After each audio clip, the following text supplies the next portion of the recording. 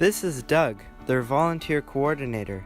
He helped answer a lot of our questions in an interview. So, how does your charity effectively use its resources?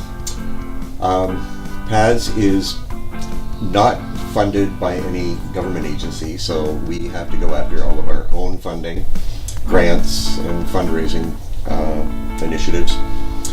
We figure that we spend about 80% of the money that we do bring in on our program. 90% of the work that we do is done by volunteers.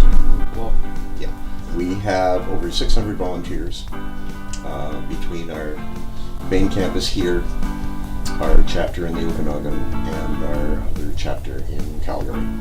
if $5,000 was donated, what would that go towards? That would probably go towards our veterinary care fund. You can imagine with over 200 dogs in our program that our veterinary care costs can be quite high, and so it would go to the care of our dogs. If you're comfortable in sharing, may you share one of your personal connections to the charity? I actually started volunteering about 6 years ago because I was dogless. I was breeding and showing American Eskimo dogs, and that was back in Alberta. When I moved to BC, that ended, and I really missed having a dog. A friend of mine got involved with P.A.D.S, and then he brought me in. I was going to be a sitter. That lasted about a week. And I met this 9-week-old black lab named Verdot from our wine litter. And that was it. I was hooked.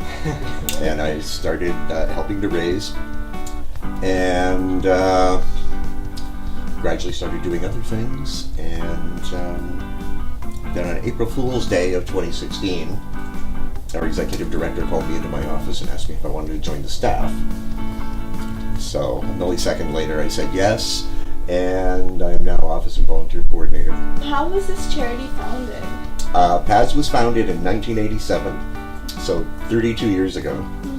And it was some individual dog organizations, including the BC SPCA, and some members of the deaf and hard of hearing community. And they wanted to train hearing dogs. They had a struggle for a couple of years.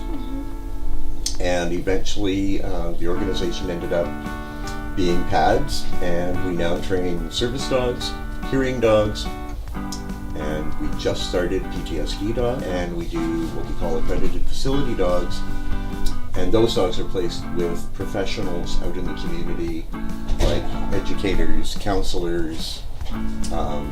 We're very noted for our victim services dogs, so they help individuals in the community as well. Wow, we did have a P.A.D.S dog at our school, Liège. Oh, of course. Yes. Yeah, with Mr. Chofito. Yeah. No, is he still there? No, he left last year. Oh, it's too bad. Yeah, but Liège did come and see us recently.